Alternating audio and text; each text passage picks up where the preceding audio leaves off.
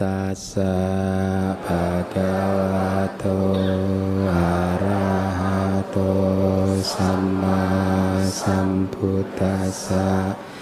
Namo tassa bhagavato arahato samma sambuddhassa.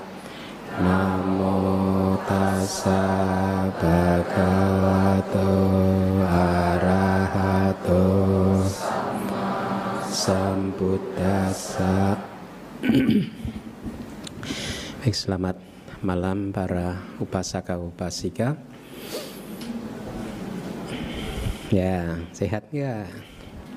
Kok jawabnya kok begitu? Kita melanjutkan pelajaran Abhidhamma Sanggaha kita. Ya,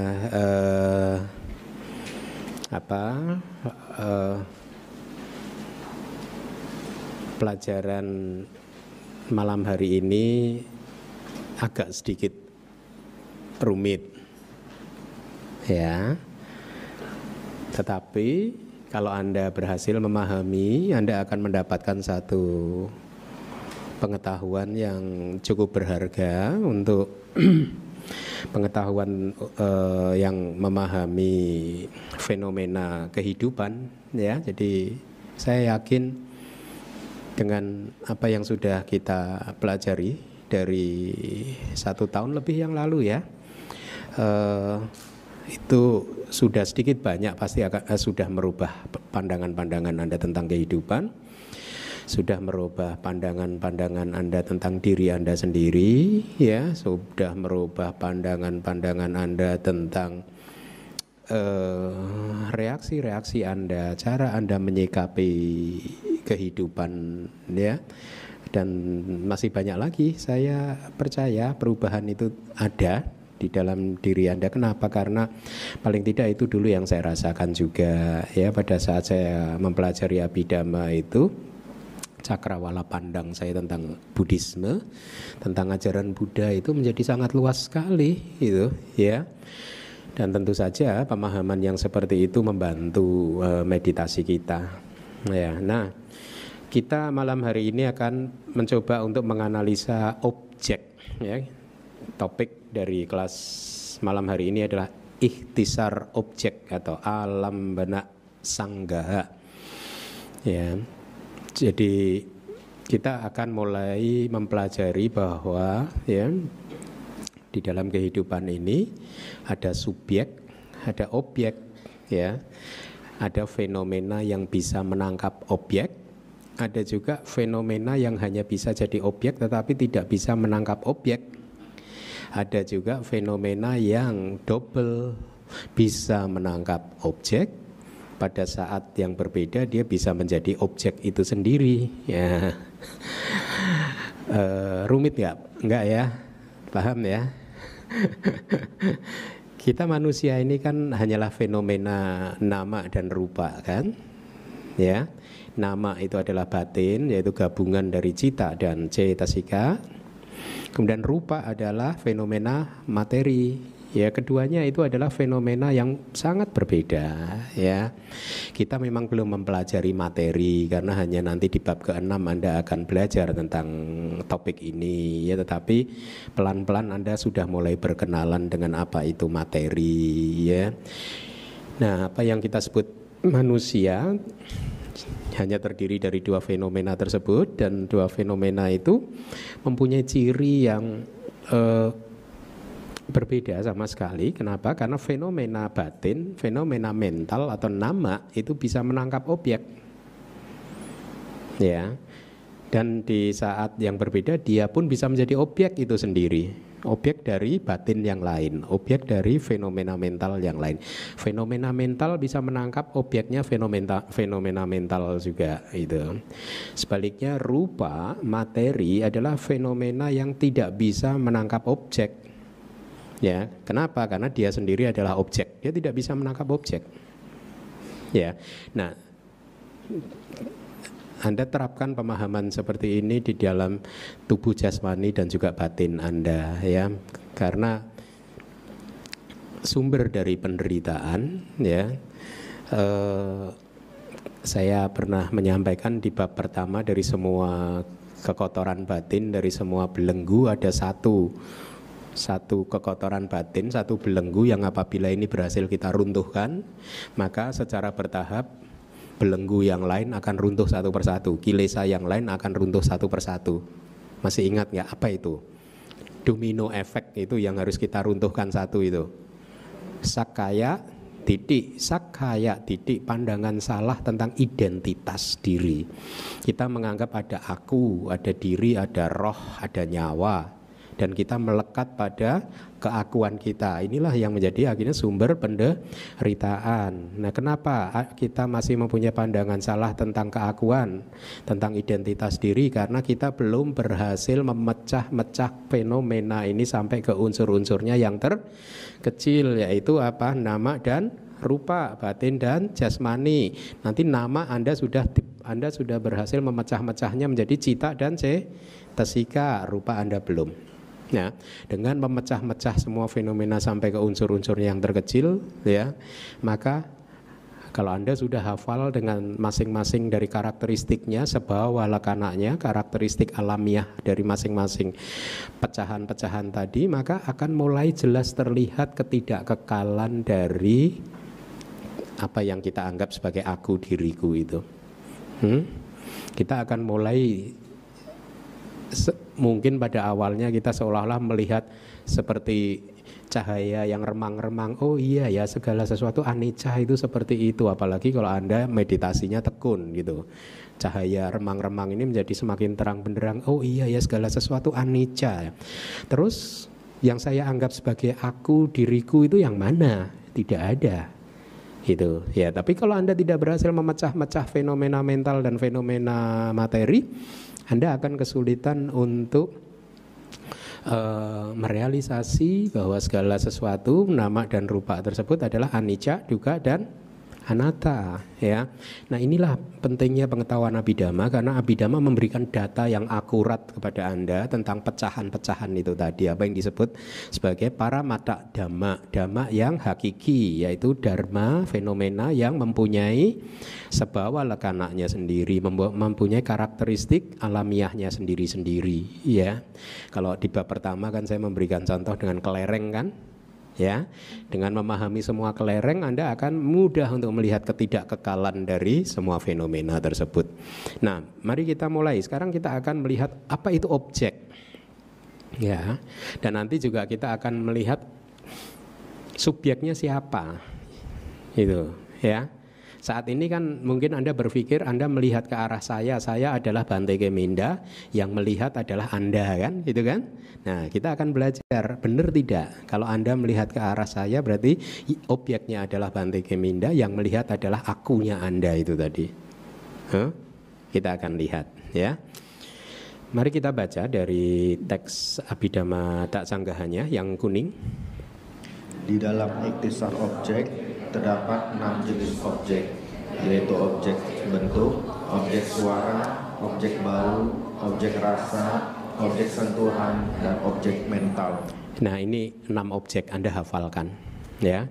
6 objek ini mempunyai wilayahnya masing-masing nanti, ya. Anda lihat yang pertama, objek bentuk itu adalah objek untuk mata. Jadi Anda mulai sekarang dirubah pemahaman Anda secara radikal bahwa yang Anda lihat bukan Bante Keminda, tetapi semata-mata hanya objek bentuk saja. Karena paramata dhammanya, dhamma yang hakikinya, ya, fenomena yang hakiki tidak ada Bante Keminda, yang ada hanyalah objek bentuk. Nah, dan nanti Anda akan mulai melihat, oh yang melihat bukan saya tetapi caku nyana dan seterusnya, ya. Pelan-pelan Anda akan dibawa masuk ke dalam, makin dalam sampai nanti selesai di bab ke-8 Anda masuk ke lapisan yang paling dalam dari semua fenomena, ya. Nah, jadi Anda hafalkan ada 6 objek. Kita baca lagi. Objek bentuk itu adalah objeknya mata kan, objek suara, ya, objek bau, objek rasa, sentuhan, dan objek mental. Bahasa Palinya Anda lihat itu di sana.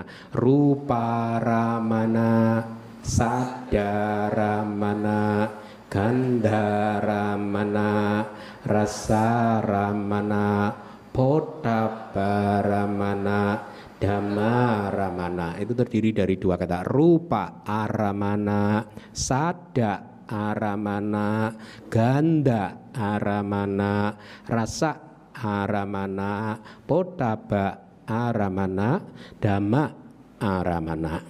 Ya, rupa.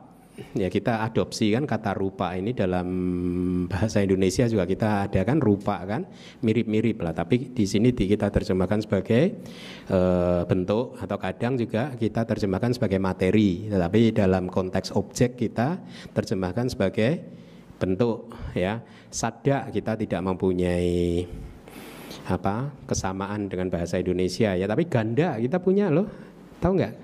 Ganda nggak tahu ya? Ganda itu aroma, bau. Kalau orang di Pulau Jawa masih, oh gandane arum, baunya harum. Ganda. Ada, kita adopsi itu. Rasa. Nah, diadopsi kan. Kalau Anda merasakan makanan apapun kan lewat lidah kan, objek dari lidah Anda, sensitivitas lidah atau pengindra lidah itu adalah rasa. Ya. Pottabba kita tidak punya, itu sentuhan. Dhamma ya kita juga adopsi kata itu. Jadi ini adalah 6 objek yang dikenal di dalam Buddhism dan saya harap Anda hafalkan. Saya selalu mendorong Anda untuk menghafalkan bahasa Palinya sebenarnya. Kenapa? Karena akan lebih enak kalau Anda menghafal bahasa Palinya. Tapi kalau tidak ya sudah, nggak apa-apa. Untung gurunya biku. Jadi penuh hatinya pemaaf. Mari kita lihat penjelasannya. Seperti biasa kita di Wibawinitika didefinisikan dulu. Ikhtisar objek itu adalah ikhtisar pembagian objek-objek serta menguraikan objek-objek batin ya, dan juga kesadaran yang bisa mengambil objek-objek tersebut gitu. Ya, jadi kita akan membahas apa itu objek-objek tadi, kemudian kesadaran mana yang bisa mengambil objek-objek tersebut gitu ya. Bentuk atau rupa itu adalah objek apa? Mata kan? Ya, adalah jenis materi yang mengalami perubahan warna. Warna ini kemudian terpantul ke batin sehingga akhirnya kita tahu ini merah, hijau dan lainnya, atau kemudian persepsi mengatakan ini adalah Bante Keminda. Jadi menarik ya, Abhidhamma mengatakan objek mata itu sebenarnya warna. Nanti di bab ke-6 ya, yang disebut objek mata di Abhidhamma warna. Jadi yang Anda lihat ini hanyalah gradasi warna saja. Gradasi warna, tapi karena perubahannya cepat sekali Anda seolah-olah melihat ini bergerak-gerak ya, wujudnya dari sini kosong, kemudian sini ada, gini kosong ada gitu. Padahal ini hanya perubahan warna saja. Perubahan warna, kemudian ada elemen angin menggerakkannya ya. Menarik ya. Ya karena memang ini sains sih. Ini Abhidhamma itu kan pengalaman meditatif Buddha. Memang yang beliau lihat pada saat mengalami penerangan sempurna itu seperti ini. Jadi ya, beliau melihat dengan samadhi beliau yang kuat ya, sati dan samadhi yang kuat. Kemudian panyanya memahaminya bahwa ini adalah warna gitu. Ilmu pengetahuan modern mengatakan apa? Sama enggak? Nah nanti dilakukan research ya, objek mata itu menurut ilmu pengetahuan modern apa ya. Nah Anda lihat warna ini kemudian terpantul ke batin, hadaya, jantung, hati, sehingga akhirnya kita tahu objek ini namanya siapa berdasarkan persepsi masa lalu kita yang kita sudah simpan di hati kita. Ya, saya tahu misalkan itu adalah TV ya atau AC karena persepsi saya di masa lalu sudah tersimpan bahwa benda seperti itu adalah AC kan. Ya.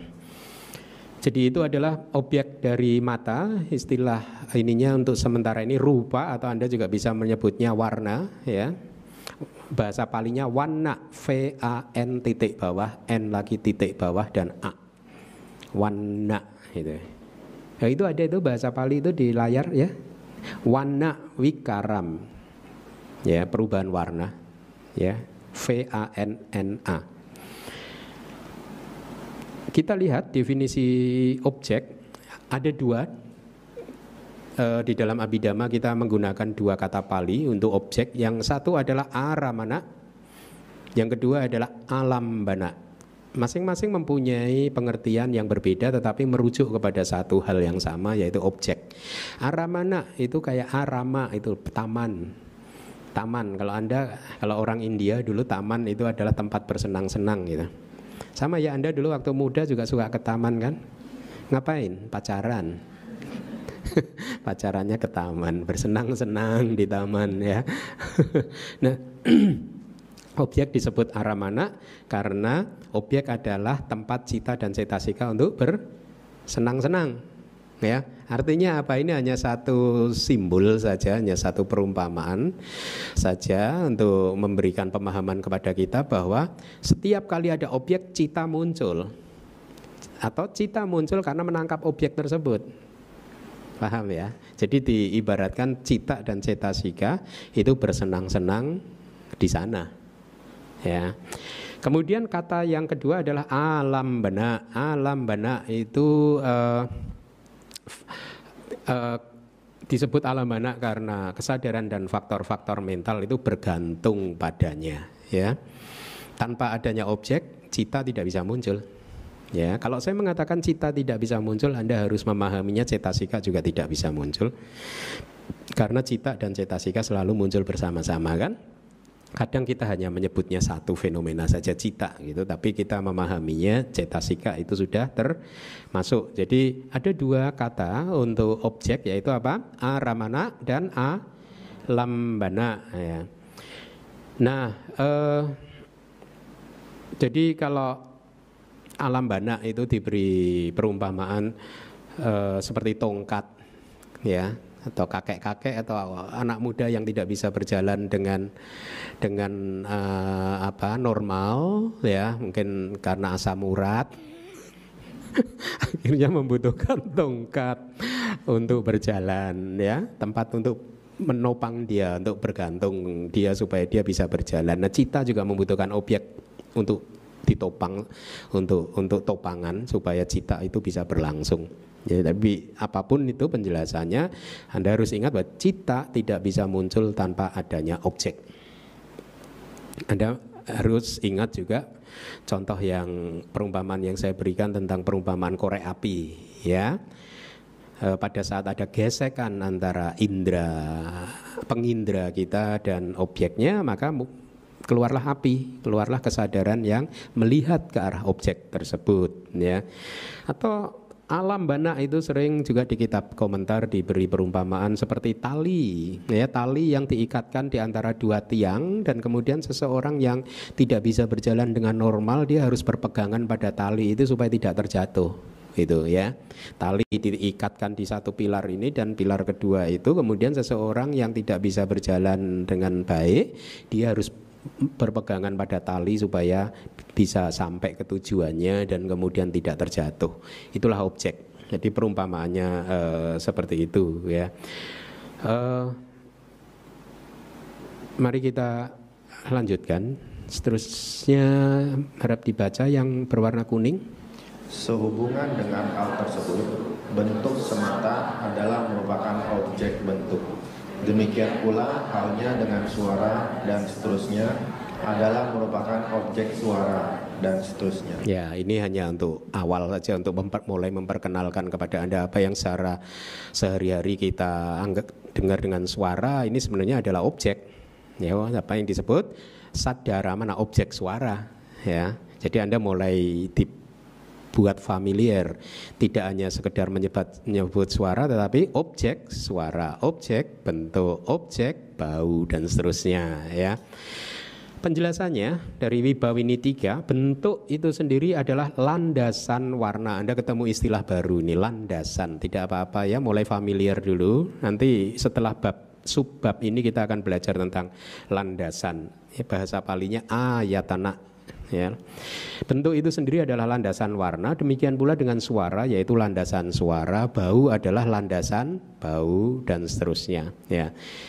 Minggu lalu sudah secara sekilas saya bahaskan apa perbedaan antara pintu dan landasan. Pintu adalah tempat di mana kesadaran bertemu dengan objeknya, landasan adalah titik tempat di mana kesadaran diproduksi. Ya. Jadi agak berbeda. Pelan-pelan kita akan mulai masuk makin dalam.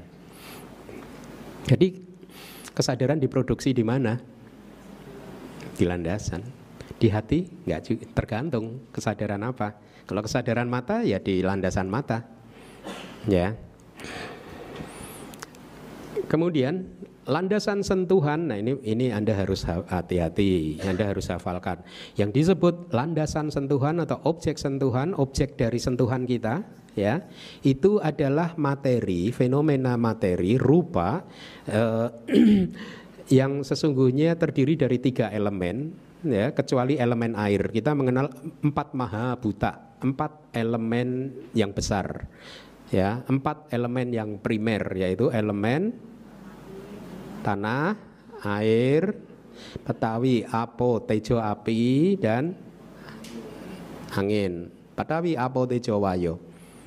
Patawi datu, apo datu, tejo datu, wayo datu, ya. Elemen-elemen tanah, air, api, dan angin. 4 elemen ini adalah fenomena materi yang primer. Nanti ada 24 fenomena materi yang sekunder, yang bergantung kepada 4 elemen ini, gitu. Nah, yang disebut sebagai objek sentuhan, objek kulit Anda itu hanya 3 elemen kecuali elemen air. Jadi yang kita sentuh ini sesungguhnya itu hanyalah elemen tanah, elemen api, elemen angin, ya. Mungkin Anda bertanya, kita tidak bisa menyentuh air, Bante. Kalau Anda mengatakan kita sedang menyentuh air, itu sesungguhnya yang kita sentuh itu bukan air. Ya, sesuai dengan Abhidhamma, kita bicara tentang paramata dhamma, tentang dhamma-dhamma yang hakiki, ya, tentang dhamma yang benar-benar eksis sesuai dengan karakteristik alamiahnya, kan? Ya, yang kita sentuh, yang secara konvensional kita katakan sebagai air, itu sesungguhnya bukan air. Kalau Anda menyentuh air dan Anda merasakan tekanan, kelembutannya, maka yang Anda sentuh itu sesungguhnya adalah elemen tanah. Kalau Anda menyentuh air kemudian Anda merasakan dingin di telapak tangan Anda, maka Anda sedang merasakan elemen api. Bagus. Kalau anget airnya juga api, gitu, ya. Jadi elemen air itu tidak bisa dilihat dengan panca indera. Elemen air hanya bisa dilihat melalui proses kognitif pintu batin pada saat Anda bermeditasi, ya. Tidak dengan bola mata kita, dengan indera mata kita tidak, tetapi dengan batin, melalui proses kognitif di pintu batin, ya. Nah, jadi objek panca indera itu fenomena apa? Mental atau materi? Objek panca indera apa? Mama? Materi, bagus. Bagus, ya. Nah,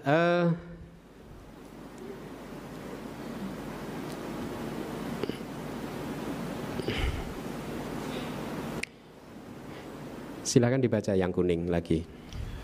Tetapi objek mental ada 6, yaitu materi yang jernih dan transparan, pasada, materi yang lembut, kesadaran, faktor-faktor mental, nibbana, dan konsep. Kalau Anda mau bahasa palinya itu yang panjang itu loh. Pasada, sukuma, rupa, cita, cetasika, nibbana, panyati. Ya, ada 6, ya. Pasada, sukuma, cita, cetasika, kemudian apa? Nibbana dan panyati. Ya. Ini 6 objek dhamma, ada 6 objek dhamma. Saya terjemahkan sebagai objek apa di sini? Objek mental, ya. Dhamma aramana, sering orang menerjemahkannya sebagai objek pikiran, tetapi sesungguhnya tidak tepat juga kalau kita terjemahkan sebagai objek pikiran, karena ada nibbana juga di sana. Nibbana tidak bisa ditangkap oleh pikiran, kan? Ya, jadi kita lebih tepat sebenarnya menerjemahkannya sebagai objek mental saja, fenomena mental. Ya, jadi itu juga harus Anda hafalkan. Objek dhamma ada berapa? Mari kita baca bahasa palinya coba biar Anda familiar. pesada,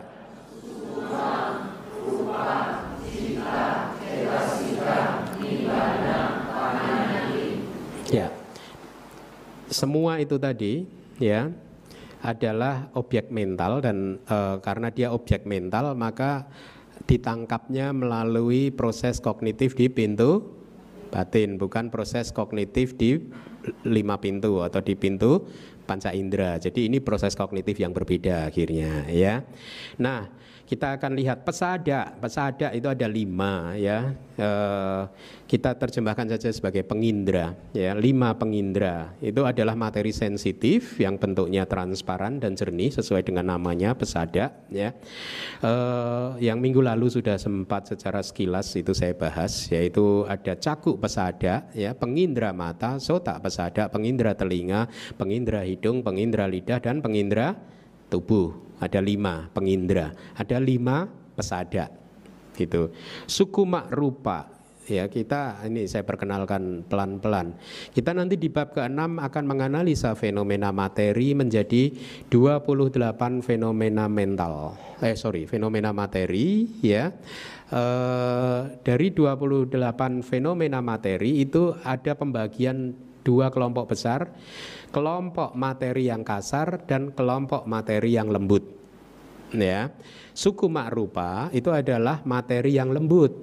Ya, kemudian kebalikannya kelompok yang satunya adalah materi yang kasar. Ya, olarika rupa. Ya, materi yang kasar. Materi yang kasar itu terdiri dari 12 materi. Apa saja? 5 panca indera kita. Ya, dan objeknya masing-masing. Coba, kalau Anda hitung objek dari panca indera ada berapa fenomena materi coba?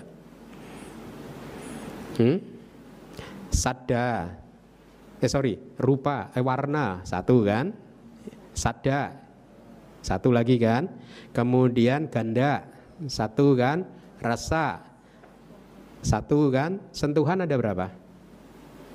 3 kan elemen tadi? Elemen tanah, air dan tanah, api dan angin. 4 tambah 3 berapa anak-anak? 7 objek dari panca indera. Panca inderanya ada berapa tadi? 5 tambah 7 berapa anak-anak? 12. 28 dikurangi 12 ada berapa anak-anak? 16 materi sisanya disebut sebagai sukuma rupa atau materi yang lembut. Nah, apa saja materi yang lembut? Ya, salah satunya elemen air. Kenapa lembut? Karena nggak bisa dikognisi secara mudah dengan panca indera ataupun batin gitu ya. Tidak mudah untuk mengkognisinya gitu. Salah satunya elemen air, kemudian bawa. Bawa itu apa? Materi yang menjadi ciri jenis kelamin. Masing-masing dari kita mempunyai satu rupa bawa, satu bawa jenis kelamin kan. Kemudian hadaya.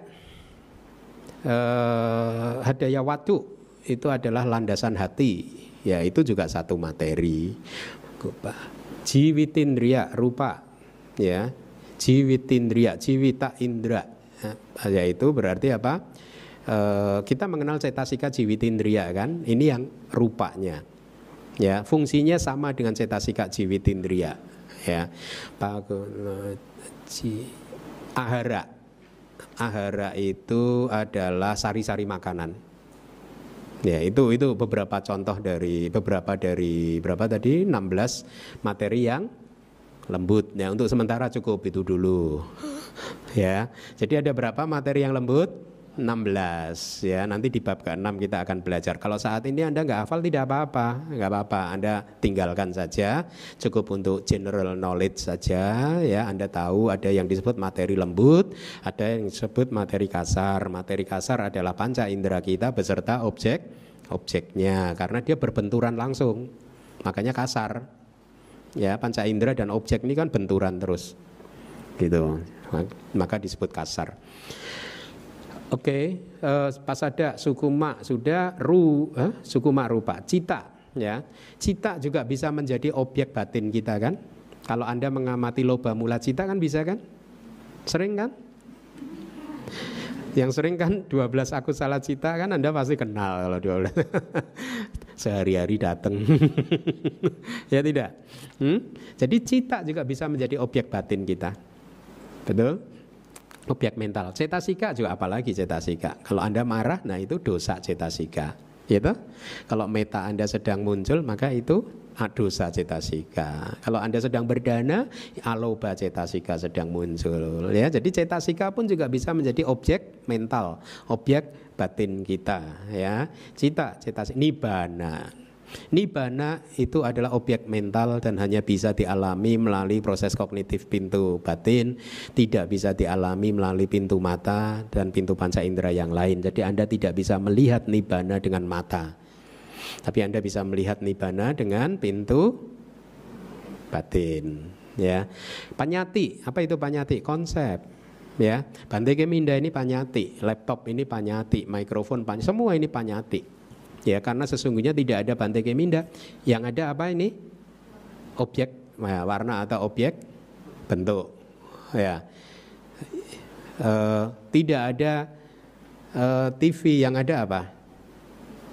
Sebenarnya hanyalah gabungan dari elemen-elemen tadi. Gitu. Kalau kita sentuh, berarti itu kita tidak sedang menyentuh TV, tetapi objek sentuhan dan seterusnya. Ya, itu panyati, nama-nama yang sudah kita sepakati untuk memberikan nama kepada benda-benda tertentu, itulah yang disebut konsep. Ya. Nah, jadi Anda lihat di sini objek mental ada 6. Anda lihat tadi saya di awal sudah mengatakan kepada Anda bahwa cita dan cita itu bisa menjadi objek, bisa juga menjadi subjek yang menangkap objek ataupun juga yang ditangkap atau sebagai objek itu sendiri, ya. Nah, kita lanjutkan penjelasannya. Dengan mengecualikan 5 objek panca indera dan indranya masing-masing, maka sisanya adalah 16 materi yang lembut. Tadi sudah saya bahas, ya. Mari kita teruskan lagi. Silakan dibaca yang kuning. Sehubungan dengan hal tersebut, untuk semua kesadaran yang muncul melalui pintu mata adalah hanya objek bentuk saja. Itu pun yang masa kini. Demikian juga suara dan lain-lain adalah objek untuk kesadaran yang muncul di pintu telinga dan seterusnya. Dan mereka juga hanya masa kini. Ya, Anda perhatikan. Sehubungan dengan hal tersebut, untuk semua kesadaran yang muncul melalui pintu mata, berarti untuk semua kesadaran yang ada di diagram proses kognitif pintu mata, ya, semua dari mulai panca dwara wajana, sampati cana, panca dwara wajana, caku winyana, sampati cana, santirana, wotapana, jawana, tadaramana, semua mengambil objek bentuk masa kini, saat ini. Artinya apa? Saat ini, yang dimaksud dengan saat ini adalah yang sedang berlangsung, sedang terjadi, sedang eksis. Jadi panca indera kita itu hanya bisa melihat objek yang present, yang saat ini sedang berlangsung. Panca indera kita tidak bisa melihat objek yang sudah lewat. Kalau objek itu sudah lewat, yang melihat siapa? Yang menangkap siapa? Pintu batin. Tidak bisa pintu panca indera. Kalau ada seseorang yang punya kesaktian, bisa melihat masa depan, oh besok akan terjadi begini, begitu, begini. Saya melihat, ya, seseorang, misalkan saya melihat, bukan saya lah, ini orang yang itulah yang sakti. Saya melihat Anda besok akan dapat uang sekian miliar. Nah, dia melihat, dia melihatnya dengan mata atau dengan mana? Batin. Paham? Objek masa lalu dan objek masa depan tidak bisa dilihat dengan panca indera. Paham ya? Menarik tidak? Akan merevolusi cara pandang Anda tidak? Jadi apabila objek itu masa lalu sudah lenyap, berarti yang menangkap nanti batin. Apabila itu objek yang belum muncul, yang akan terjadi besok, maka yang akan menangkap adalah batin. Artinya melalui proses kognitif pintu batin. Makanya tadi di grup saya katakan kepada Anda, hafalkan proses kognitif tadi di pintu panca indera dan di pintu batin. batin. Hafalkan proses-prosesnya, itu urut-urutannya. Nah, untuk proses kognitif pintu panca indera, diagram yang saya berikan hanyalah proses kognitif pintu mata, tetapi Anda pahami untuk proses kognitif pintu telinga, hidung, lidah, dan tubuh itu sama, ya, urut-urutan cita kesadarannya sama, hanya Anda tinggal ganti kesadaran mata dengan kesadaran telinga, kesadaran hidung, dan seterusnya. Paham ya? Jadi semua proses kognitif di pintu panca indera urut-urutannya seperti di diagram tersebut. Yang berbeda hanyalah kesadaran mata dirubah kesadaran telinga dalam hal kita sedang berbicara tentang menangkap objek suara dan seterusnya, ya. Ya, jadi mudah kan? Baik. Nah, ini juga agak rumit. Anda harus benar-benar hafalkan ini. Mari kita baca. Tetapi objek untuk kesadaran yang muncul melalui pintu batin ada 6. Dan objek tersebut bisa masa kini, masa lalu, masa depan, atau terbebas dari waktu, sesuai dengan situasinya. Kalau tadi kita berbicara tentang proses kognitif pintu panca indera, objeknya apa? Objeknya masing-masing, tetapi harus yang masa kini atau saat ini, present. Ya, artinya apa? Sedang terjadi, sedang berlangsung. Ya, belum lenyap, dia sedang berlangsung, ya, sedang muncul, gitu, ya. Tapi pintu batin, proses kognitif melalui pintu batin, dia bisa mengambil objek dalam berbagai bentuk. 6 objek tadi itu bisa diambil semua sama dia. Nah, Anda mungkin bertanya, loh, bagaimana batin melihat warna, Bante? Bisa nggak sih batin melihat warna? Anda meditasi sering melihat warna nggak? Sering kan? Kelap-kelip warna kan? Ya, cahaya, kadang merah, hijau, biru, macam-macam kan? Ya, itu yang melihat bukan bola mata loh itu. Yang melihat adalah murni proses melalui proses kognitif pintu batin. Pada saat Anda bermeditasi, Anda sering suka mendengar suara enggak? Tidak dengan telinga. Pada saat karena itu suara itu bisa muncul dari jauh, di mana telinga sudah tidak mampu menjangkaunya. Tapi batin masih bisa mendengarkannya. Sering mendengar enggak dewa memanggil-manggil Anda? Atau peta memanggil-manggil Anda? Ya. Nah, pada saat itu Anda sudah tidak mendengar melalui telinga lagi. Ya. Kalau Anda bercakap-cakap dengan makhluk halus, Anda sudah tidak bercakap-cakap dengan mulut Anda lagi. Ya. Makanya proses mendengarnya sudah tidak melalui telinga lagi, tetapi Anda bisa mendengar suaranya. Ya. Makanya dikatakan semua 6 objek kan? Ya. Anda baca itu melalui ada 6. Dan objek tersebut bisa masa kini, masa lalu, masa depan. Berarti ada berapa objek bisa diambil melalui pintu batin? 6. Dari masa kapan saja?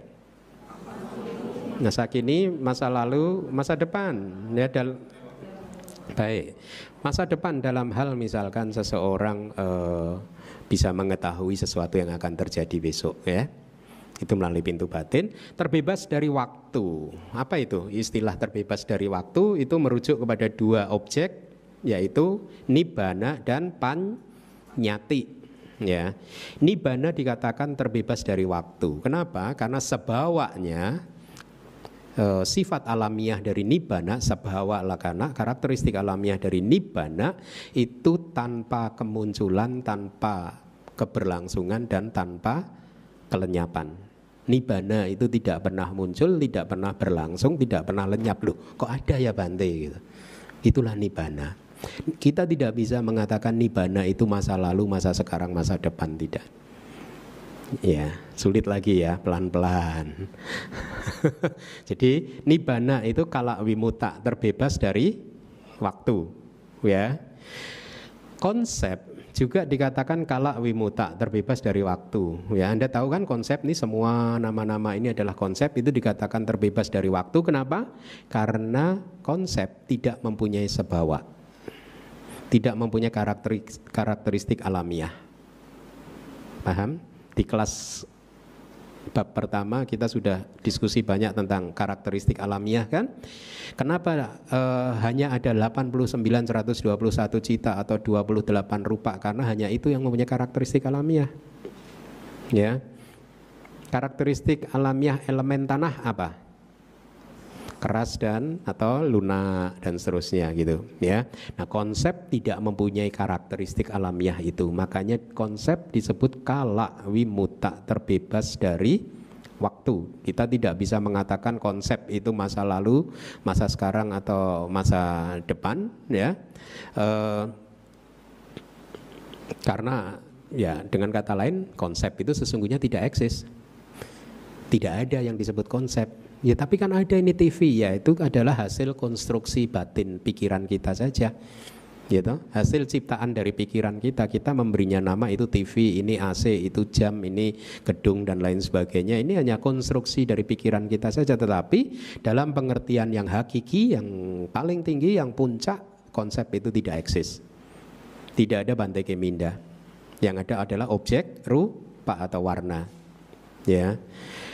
Nah, terbebas dari waktu sesuai dengan situasinya. Nah, ini harus Anda garis bawahi. Sesuai dengan situasinya. Nanti akan kita bahas satu-satu, ya. Jadi untuk sekarang yang Anda harus saya resume lagi, Anda pahami. Sekarang kita akan apa yang sudah kita pelajari itu ada 2 poin penting yang harus Anda ingat-ingat, yaitu objek yang ditangkap melalui proses kognitif pintu panca indera. Panca dwara witi bahasa Palinya, proses kognitif 5 pintu atau panca indera, samalah ya. Mano dwara witi, proses kognitif pintu batin. Jadi kalau kita berbicara objek, Anda harus mulai bisa menggabungkan, mengkaitkan dengan proses kognitif tadi. Saat ini saya baru sampaikan 2 proses kognitif ini dulu, ya. Nanti di bab keempat ada beberapa proses kognitif lagi. Pada saat seseorang mencapai jana, proses kognitifnya berbeda. Pada saat seseorang berhasil muncul magga, proses kognitifnya berbeda, ya. Kemudian pala sama pati, proses kognitifnya berbeda. Apinya, kesaktian, proses kognitifnya berbeda. Tetapi 2 kelompok besar ini saja yang Anda pahami saat ini, yaitu proses kognitif pintu panca indera dan proses kognitif pintu batin. Dengan mengkaitkan dengan proses kognitif ini, maka Anda akan lebih mudah untuk membayangkan bagaimana cita menangkap objeknya, ya. Nah, saya ulangi lagi, berarti di proses kognitif pintu 5 pintu, objeknya masa kapan? Kalau di pintu batin objeknya 3 waktu dan terbebas dari waktu. Kita singkat gitu, 3 waktu dan terbebas dari waktu sesuai dengan keadaannya. Mari kita bahas. 6 objek yang muncul di pintu batin adalah objek bentuk, suara, bau, rasa, sentuhan, dan mental. Tadi sudah saya sampaikan. Nibbana dan konsep itu tidak hancur. Keduanya tidak bisa dibedakan ke dalam masa lalu, masa depan, dan masa sekarang. Itulah mengapa keduanya disebut sebagai terbebas dari waktu. Ini alasan dari Wibawinitika, alasan dari kitab komentar yang lain seperti yang tadi saya katakan. Nibbana dikatakan terbebas dari waktu. Kenapa? Karena sebawanya, karakteristik alamiahnya tidak muncul, tidak bertahan, tidak lenyap. Panyati disebut sebagai terbebas dari waktu karena tidak mempunyai sebawa, tidak mempunyai karakteristik alamiah, ya. Nah, ini dia, sesuai dengan situasinya Anda garis bawahi, karena kita akan membahas pelan-pelan. Artinya sesuai dengan jawananya, ya, sesuai dengan jawananya. Nanti kalau di proses kognitif pintu panca indera, ya jawananya apa? Kalau jawananya kama loba mula cita, dosa mula cita, atau kama wacara jawana, nanti objeknya khusus. Itu. Atau yang proses kognitif pintu batin adalah pengetahuan langsung. Anda kenal dengan satu kata baru lagi, abinya, abinyana. Abi itu yang lebih tinggi, ya. Nyana itu pengetahuan yang lebih tinggi. Atau sering bahasa sehari-harinya ini adalah kesaktian, gitu. Istilah teknisnya abhidhamanya disebut abinya, pengetahuan lebih tinggi, pengetahuan langsung, melihat langsung, Menariknya istilahnya adalah pengetahuan langsung, penglihatan langsung. Kesaktian itu karena itu adalah pengetahuan langsung. Seseorang bisa melihat besok akan terjadi sesuatu seperti ini karena ini pengetahuan langsung. Dia sudah melihatnya terlebih dahulu. Buddha bisa meramalkan Dewa Datta nanti begitu keluar dari neraka dia akan menjadi Paceka Buddha yang bernama siapa? Atisara ya. Ya, itu karena beliau melihat dari proses keberlangsungan pancakandanya Dewa Datta nanti berakhirnya akan jadi Paceka Buddha. Ya, dia melihat langsung, beliau melihat langsung. Makanya disebut abinya, pengetahuan langsung atau kesaktian. Meskipun ya pengetahuan langsung ini bisa dibedakan menjadi dua kelompok, yaitu pengetahuan langsung atau kesaktian yang duniawi, ya. Yang duniawi, ada juga pengetahuan langsung yang bersifat adi duniawi, ya. Yang duniawi itu misalkan apa sih? Idik wida, kesaktian. Dari satu tubuh berubah menjadi banyak tubuh, gitu kan? Dari banyak kemudian kembali menjadi satu lagi, bisa menembus tembok. Itu idik wida, kesaktian, ya. Kemudian yang berikutnya itu adalah dibak sota, telinga dewa, bisa mendengar suara yang jauh, bisa mendengar suara dewa di atas sana, bisa mendengar suara peta di sekeliling kita. Ya, bisa mendengar suara-suara yang tidak bisa didengar dengan telinga normal gitu. Ya, itu dibak sota. Kemudian yang ketiga itu kesaktian duniawi itu adalah para cita wijanana, membaca pikiran orang lain, mengetahui, memahami apa yang dipikirkan oleh orang lain. Ya nanti di bab keberapa ini ya? Mungkin 4 ya. Kita akan mulai belajar yang gini-gini loh. Seneng nggak? Nanti bab kelima Anda udah sakti semua. Wah, keren. Sakti, waduh, bahaya ini, bisa baca pikiran saya ini. Teks kita mengatakan ya, seorang pudujana tidak bisa membaca pikiran Sotapana. Seorang Sotapana tidak bisa membaca pikiran Sakadagami, ya. Kualitas level yang rendah tidak bisa membaca level yang tinggi. Mereka hanya bisa membaca yang satu level atau yang di bawahnya gitu. Gitu. Nah, apa tadi udah sampai mana? Para cita wijanana. Ya, membaca pikiran. Itu yang ketiga tadi ya. Kemudian yang keempat yang duniawi adalah pube niwasa nusati nyana, yaitu pengetahuan untuk melihat kehidupan lampau. Itu kesaktian, apinya juga itu pengetahuan tertinggi, pengetahuan yang lebih tinggi atau pengetahuan langsung, ya, mengetahui kehidupan lampau Anda. Kemudian yang terakhir adalah dibacaku, mata dewa. Ya, Anda bisa melihat dewa, bisa melihat makhluk halus, ya, karena Anda mempunyai dibacaku. Nah ya, meskipun itu dikatakan caku, tetapi caku di sini bukan caku yang ini, matanya bukan yang mata ini ya. Tadi sudah saya sampaikan. Nah, jadi sesuai dengan situasinya itu tergantung pada jawana yang muncul di proses kognitif pintu batin, karena masing-masing nanti objeknya akan berbeda. Kita lihat seterusnya. Objek untuk impuls indrawi berarti jawana indrawi, kecuali yang memproduksi senyuman. Saya tanya dulu, ada berapa kama wacara jawana? Kita kan kemarin sudah pecahkan 55 jawana menjadi 2 kelompok besar kan. Ada berapa yang disebut kama wacara jawana atau impuls lingkup indrawi? Yang tengah? 29, bagus. Ya. Nah, berarti di sini impuls indrawi kecuali yang memproduksi senyuman. Artinya ada 28, apa saja? Kabari saya nanti ya. Saya tidur dulu dah. Aku salah 12, bagus. Maha kusala dan maha kiriya 16, 28 ya. 28 ini yang dimaksud di sini karena ada kecuali yang memproduksi senyuman. Objek dari itu tadi 28 jawana itu tadi yang indrawi kama wacara jawana adalah 6 objek yang bisa muncul di salah satu dari 3 waktu, tikalika, dan bisa juga terbebas dari waktu. Ya, jadi Anda bayangkan kalau misalkan aku salah cita sedang muncul, dia bisa mengambil objek apa saja. Apa saja? Kalau itu pintu mata, ya objek mata kan, objek bentuk kan. Kalau itu adalah pintu telinga, berarti suara kan.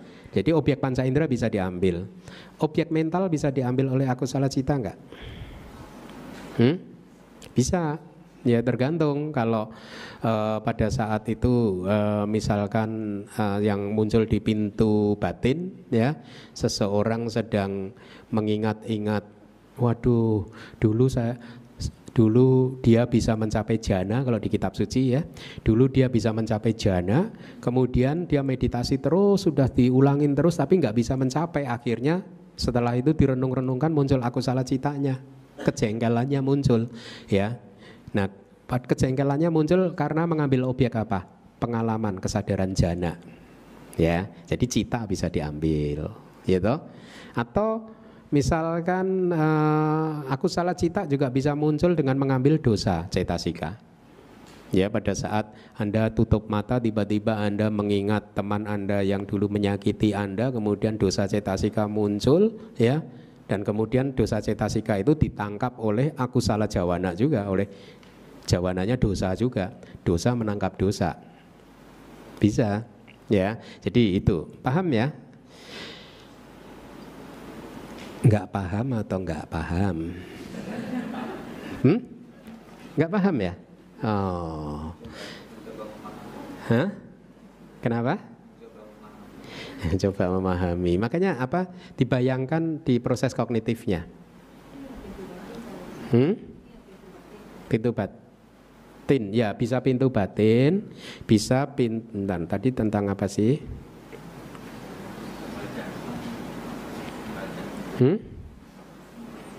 Sesuai dengan situasinya, pintu batin ya, pintu batin.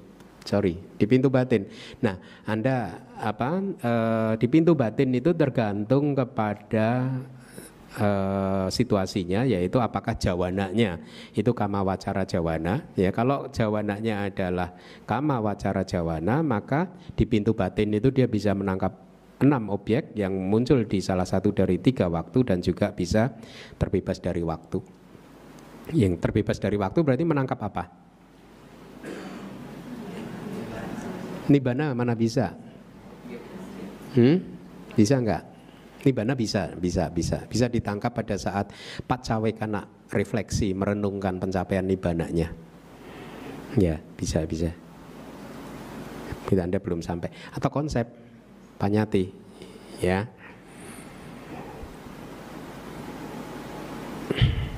Kenapa memproduksi senyuman tidak dimasukkan di sini? Kenapa? Karena memproduksi senyuman pada arahat dikatakan tidak bisa mengambil konsep sebagai objeknya, maka dipisahkan. Ya, arahat pada saat tersenyum dia tidak tersenyum karena melihat konsep atau mendengar konsep, tidak. Dia melihat objek lingkup indrawi, yaitu 54 kesadaran lingkup indrawi, atau melihat cetasika yang terkait yaitu 52 dan 28 rupa, tetapi tidak konsep. Objek kecil istilah parita aramana. Masih ingat nggak kenapa arahat tersenyum dengan hasitupada? Ada yang dulu bertanya kan? Ada nggak? Nanti ada kali ya di akhir ya. Ada nggak? Di slide ada ya. Tersenyum karena keadaan yang riang gembira, itu pahata. Ketika arahat melihat ada objek rupa yang nyaman untuk bermeditasi, objek bentuk yang nyaman untuk bermeditasi dan seterusnya, dia bisa tersenyum. Mari kita lanjutkan. Objek untuk yang memproduksi senyuman hanya yang muncul di salah satu dari 3 waktu, jadi merupakan objek kecil. Berarti konsep tidak termasuk ya. Makanya dibedakan dengan yang di atas. Nibbana juga tidak termasuk. Ya, nibbana tidak diambil oleh Hasitupada. Ya. Selanjutnya, kalau tadi adalah impuls indrawi, sekarang adalah impuls pengetahuan langsung atau pengetahuan yang lebih tinggi, abhinya, yang muncul di mata dewa dan lain-lain. Itu adalah sesungguhnya juga 6 objek yang bisa muncul di salah satu dari 3 waktu dan bisa juga terbebas dari waktu sesuai dengan situasinya.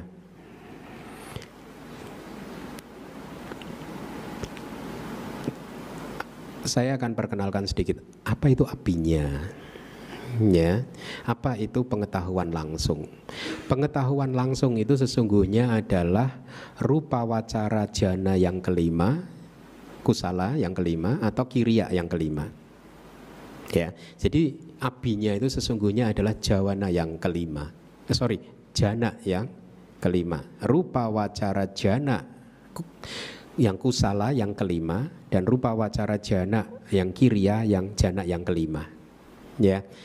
Jadi kalau menurut Buddhism, kesaktian yang benar-benar kesaktian itu hanya akan bisa dicapai oleh mereka yang sudah menguasai semua jana.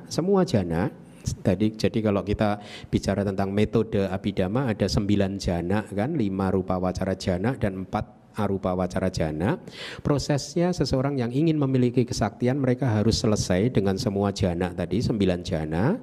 Kemudian dia masuk ke jana yang kelima dan diolah secara khusus sehingga akhirnya kalau dia sukses, dia akan mempunyai kesaktian. Kalau yang duniawi ya salah satu dari 5 kesaktian tadi.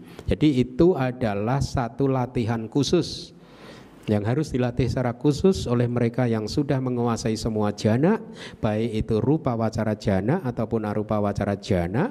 Dan kemudian dengan berlandaskan jana yang kelima, dia mengolahnya secara khusus sehingga akhirnya muncul pengetahuan langsung. Jadi kesaktian di Buddhism tidak akan muncul pada mereka yang tidak menguasai jana. Nah, karena ini adalah latihan khusus ya, yang diolah secara khusus dengan berdasarkan fondasi landasan jana yang kelima ya. Nah, dia bisa kusala, bisa kiriya. Dalam hal arahat dan Buddha, maka yang muncul adalah kiriya. Kemudian objek untuk kesadaran-kesadaran yang lainnya adalah masa lalu atau terbebas waktu sesuai situasinya. Itu kesadaran lain berarti apa? Mahagata jawana. Nah, tadi kan abhinya itu hanya jana ke 5. Kalau mahagata jawana berarti bisa jana 1, jana 2, jana 3. Bisa juga jana yang kelima tetapi tanpa pengolahan khusus. Bisa. Ya, jana yang kelima bisa. Nah, objeknya berbeda. Objeknya apa? Kalau mahagata itu objeknya apa? Semua dari rupa wacara jana dan arupa wacara jana itu objeknya adalah konsep, kecuali arupa yang nomor 2 dan arupa yang nomor 4. Dari semua jana ya, objeknya adalah konsep. Nafas itu anapanasati, nimitanya itu adalah konsep. Ya, kasina itu juga konsep. Ya, kemudian objek-objek yang lain, Brahma Wihara itu juga konsep. Ya, semua konsep kecuali objek dari arupa wacara jana yang kedua dan arupa wacara jana yang keempat. Arupa wacara jana yang kedua objeknya apa? Kesadaran arupa yang pertama, berarti bukan konsep tetapi kebenaran hakiki. Para mata dhamma kan, cita kan? Betul tidak? Objeknya adalah cita arupa yang pertama. Arupa cita yang pertama. Arupa jana yang keempat objeknya apa? Arupa jana cita yang ketiga. Jadi bukan konsep. Ya, itu harus Anda bedakan. Itu mahagata jawana. Kemudian ada lagi lokuttara jawana, maga dan pala. Mengambil apa objeknya? Nibbana saja. Tidak bisa objek yang lain. Jadi maga dan pala hanya bisa mengambil satu objek, yaitu Nibbana, tidak ada objek yang lain yang bisa diambil. Saya rangkumkan yang harus Anda pahami ini untuk membantu Anda karena topik ini agak rumit, makanya saya bantu dengan rangkuman, yaitu satu, objek di proses kognitif 5 pintu panca dwara widi itu objeknya adalah 5 objek yang masaki. Nih, bukan yang masaki. Tuh. 2. Objek di proses kognitif pintu batin mano dwara widi adalah 6 objek di 3 waktu, terbebas dari waktu, tergantung situasinya. Sudah kita uraikan ya. Nah, 5 menit atau 10 menit kita manfaatkan untuk melihat handout yang saya bagikan. Ya. Anda dapat semua ya? Oke, kita lihat. Objek dibedakan menjadi 6 jenis sesuai dengan 6 indera terkaitnya masing-masing, yaitu dan seterusnya kita sudah pelajari. Mendefinisikan objek juga sudah kita bahas ya. Kemudian halaman yang kedua, pengelompokan cita sesuai dengan objeknya. Cita di pintu mata dan lain-lain ya. Cita yang muncul di pintu mata ada 46, kita kemarin sudah belajar ya. Mereka hanya mempunyai satu objek, yaitu objek bentuk yang berada di masa kini.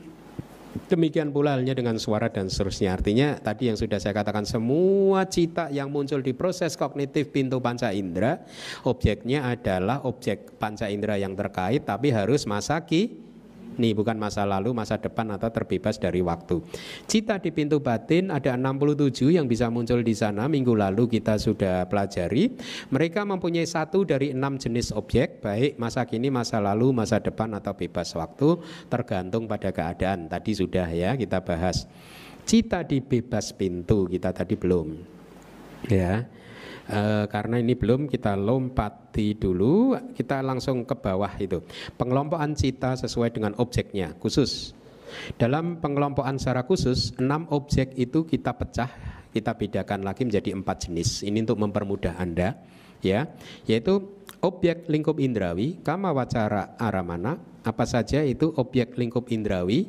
54 cita, kama wacara cita, 52 cetasika, 28 rupa ya. Kemudian objek yang lebih tinggi mahagata, berarti berapa cita mahagatanya?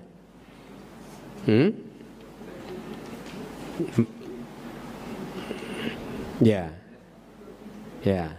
Cetasika yang bisa bergabung berapa? Secara umum dikatakan 30.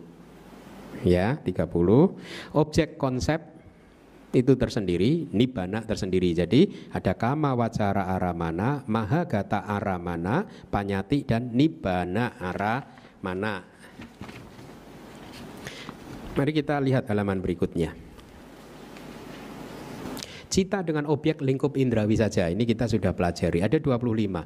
Ini cita yang hanya bisa menangkap objek lingkup indrawi saja ya. Apa tadi Anda tulis tadi lingkup indrawi apa? 54 kama wacara cita, kemudian atau di tabel harusnya ada ini. Ya, yang ihtisar ya, klasifikasi objek ya.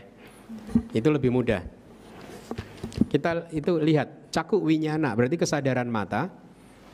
Ada berapa? Angka 2 kan sampingnya kan. Berarti caku winyana, kesadaran mata ada 2 cita. Objeknya adalah bentuk atau warna yang saat ini. Realitas hakikinya, para mata damanya namanya warna. Yang kanan itu kan? Ya. Sota winyana ada 2, objeknya adalah hanya suara saat ini, namanya adalah sadda. Gana winyana 2, bau saat ini, nama rupanya adalah ganda. Jiwa winyana 2, rasa di saat ini, nama realitas hakikinya adalah rasa. Kayak winyana, nama ininya potaba, tapi Anda tahu bahwa potaba ini sesungguhnya terdiri dari 3 elemen kan, kecuali elemen air. Bagus. Nah sekarang manodatu. Manodatu ada 3 kan, apa saja itu manodatu? Panca dwara wajana cita 1 dan 2 sampatit jana cita. Kalau Anda ingat proses kognitif pintu panca indera, manodatu itu mengapit kesadaran panca indera. Paham? Anda bayangkan? Lihat tabel proses kognitif pintu panca indera. Yang mengapit kesadaran mata apa?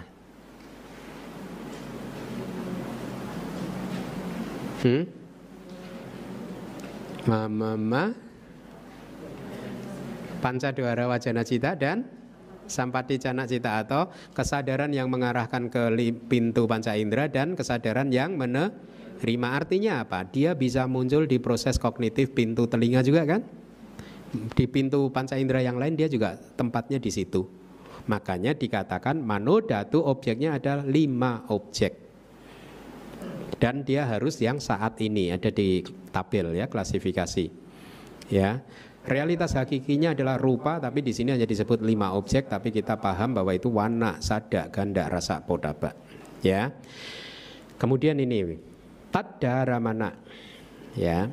Taddaramana itu bisa muncul di proses kognitif pintu panca indera dan juga bisa muncul di proses kognitif pintu batin. Ya. Tadak aramana, ya, pada saat dia muncul di proses kognitif pintu panca indera, dia mengambil objek yang saat ini, ya. Tapi kalau dia muncul di proses kognitif pintu batin, dia bisa mengambil objek apapun, masa lalu, masa kini, masa depan, dan terbebas dari waktu juga bisa, ya. Tadaramana. Nah, tadaramana hanya bisa mengambil objek lingkup indrawi. Taddaramana tidak bisa mengambil objek mahagata. Taddaramana tidak muncul di proses kognitif pencapaian jana. Ya. Jadi taddaramana hanya bisa mengambil objek lingkup indrawi. Nah, apa itu objek lingkup indrawi? Definisinya yang samping sebelah kanannya. 54 kama wacara cita. Cetasika yang berasosiasi berarti 52 dan 28 rupa. Hasitu pada juga sama. Meskipun hasitu pada tadi sama ya, tidak bisa mengambil konsep juga. Sama.